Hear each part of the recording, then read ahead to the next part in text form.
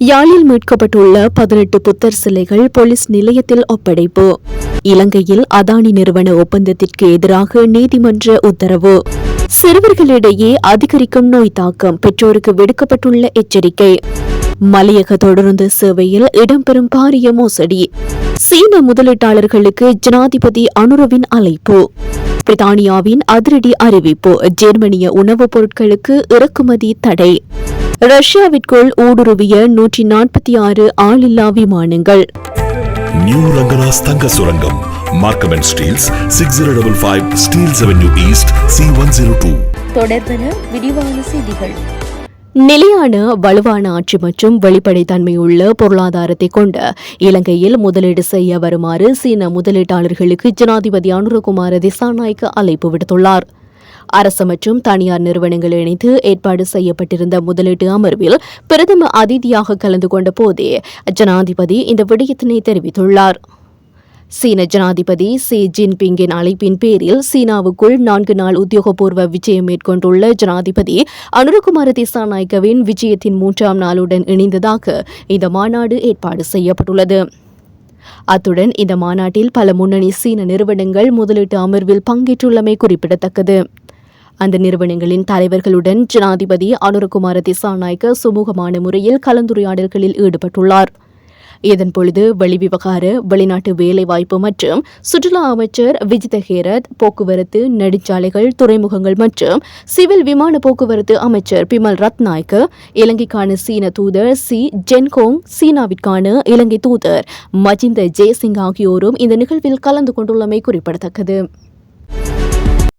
அதானி நிறுவனத்தின் காற்றாலை மின்சார திட்டத்திற்கு எதிராக தாக்கல் செய்யப்பட்டுள்ள மனுவை விசாரணைக்கு எடுத்துக்கொள்ள உள்ளதாக மேல்முறையீட்டு நீதிமன்றம் தீர்மானித்துள்ளது. மன்னார் விடத்தல் தீவு பகுதியில் இந்திய அதானி நிறுவனத்தினால் செய்து கொள்ளப்பட்ட காற்றாலை மின் நிலையத்தை உருவாக்குதல் தொடர்பான உடன்படிக்கையை வலுவற்றதாக்க கோரி தாக்கல் செய்யப்பட்டுள்ள வழக்கிலே நீதிமன்றம் இந்த முடிவினை எடுத்துள்ளது.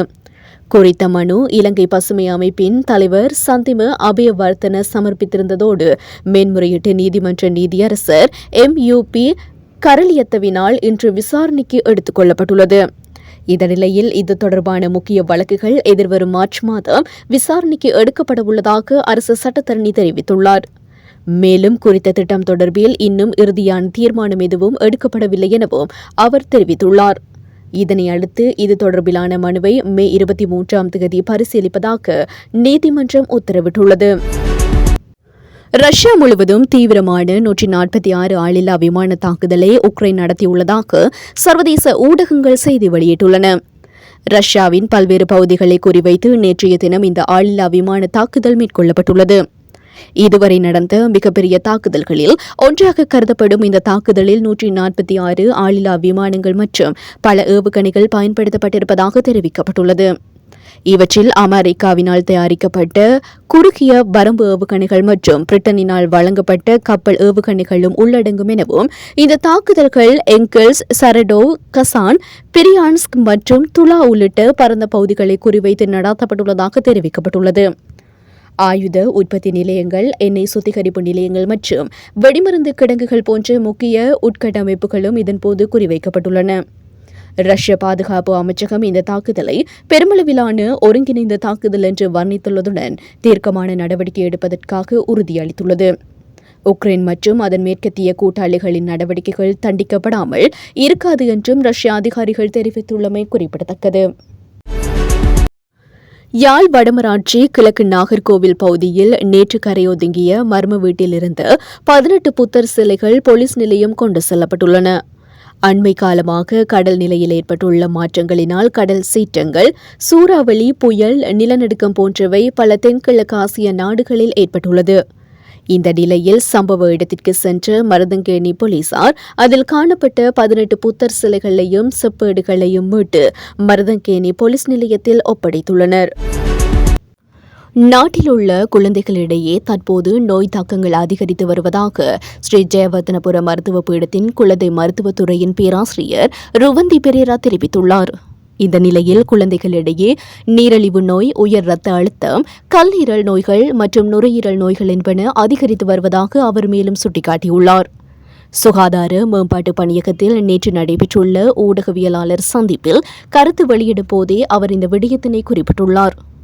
மேலும் தெரிவிக்கையில், பெற்றோர்கள் தங்கள் குழந்தைகளை தொற்றா நோய்களிலிருந்து பாதுகாப்பதில் அதிக கவனம் செலுத்த வேண்டும் எனவும், அத்தோடு குழந்தைகள் ஆரோக்கியமான உணவை பின்பற்ற ஊக்குவிப்பது அவசியம் என்றும் பேராசிரியர் வலியுறுத்தியுள்ளார். இதேவேளை குழந்தைகளிடையே மனநிலை தொடர்பான நோய்களும் தொடர்ந்து பதிவாகி வருவதாக சுகாதார அதிகாரிகள் சுட்டிக்காட்டியுள்ளனர். இதற்கிடையில் இதுகுறித்த விழிப்புணர்வை ஏற்படுத்த யுனிசெப், கல்வி அமைச்சகம் மற்றும் சுகாதார அமைச்சின் தொற்றா நோய்கள் பிரிவு ஆகியவை இணைந்து பாடசாலை மாணவர்களிடையே அறிவுத்திறன் சம்பந்தமான போட்டியை ஏற்பாடு செய்துள்ளன. இந்த போட்டியின் இறுதி சுற்று 25ஆம் தேதி கொழும்பில் நடைபெறவுள்ளமை குறிப்பிடத்தக்கது. மலையக தொடருந்து சேவையை இலக்கு வைத்து இணையதள பயணச்சீட்டு முன்பதிவில் மோசடி ஒன்று நடைபெற்றுக் கொண்டிருப்பதாக தகவல்கள் வெளியாகியுள்ளன. நெடுஞ்சாலைகள் பிரதி அமைச்சர் மருத்துவர் பிரசன்ன குணசேன இந்த விடயம் குறித்து நேற்று நடைபெற்ற கண்டி மாவட்ட அபிவிருத்தி குழு கூட்டத்தில் குற்றச்சாட்டுகளை முன்வைத்துள்ளார். அவர் தொடர்ந்தும் கருத்து வெளியிடுகையில், மலையக தொடருந்து சேவையின் கொழும்பு எல்ல புகையிரத நிலையங்களுக்கான இணையதள முன்பதிவு தொடங்கியவுடன் பல்வேறு நபர்கள் மற்றும் போக்குவரத்து முகவர்கள் 42 செகண்டுக்குள் முழு பயணச்சீட்டுகளையும் முன்பதிவு செய்து விடுகின்றனர். அவ்வாறு முன்பதிவு செய்யப்படும் பயணச்சீட்டுகள் பின்னர் கூடுதல் விலைக்கு விற்பனை செய்யப்படுகின்றன. இவ்வாறான மோசடிகளினால் நாட்டின் நற்பெயருக்கு களங்கம் ஏற்படும். எனவே இது தொடர்பில் கவனம் செலுத்தி நடவடிக்கை மேற்கொள்ளப்பட வேண்டும் என்று கோரிக்கை வைத்துள்ளார். எனினும் இந்த விடயம் குறித்து குற்றச்சாட்டுகளை முன்வைப்பதற்கு பதில் முறைப்பாடொன்றினை அளித்தால் மாத்திரமே அது குறித்து போலீசார் விசாரணைகளை மேற்கொள்ள முடியும் என்று கண்டி மாவட்ட சிரேஷ்ட போலீஸ் அத்தியட்சகர் அனுருத்த பண்டாரநாயக்க தெரிவித்துள்ளார். ஜேர்மனியில் கோமாரி நோய் கண்டறியப்பட்டதனை தொடர்ந்து ஜேர்மனியின் உணவுப் பொருட்களை இறக்குமதி செய்ய பிரித்தானியா தடை விதித்துள்ளதாக சர்வதேச ஊடகங்கள் செய்தி வெளியிட்டுள்ளன. பிரித்தானியாவில் கோமாரி நோய் பரவுவதை தடுக்க ஜேர்மனியிலிருந்து பன்றி இறைச்சி மற்றும் பால் பொருட்கள் உள்ளிட்ட உணவுப் பொருட்களுக்கு இறக்குமதி செய்வதற்கு தடை விதிக்கப்பட்டுள்ளது.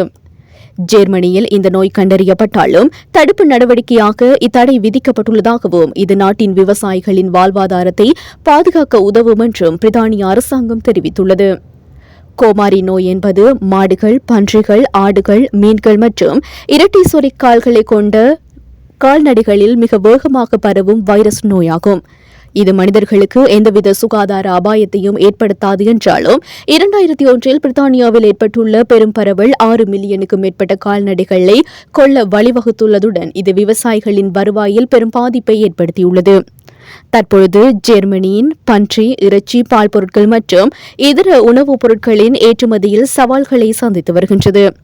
பிரித்தானியாவிற்கு ஜெர்மனி 3வது பெரிய பன்றிக்கறி ஏற்றுமதியாளராகவும் 2வது பெரிய பால் பொருட்கள் ஏற்றுமதியாளராகவும் உள்ள நிலையிலே இந்த குறித்த தடை விதிக்கப்பட்டுள்ளது.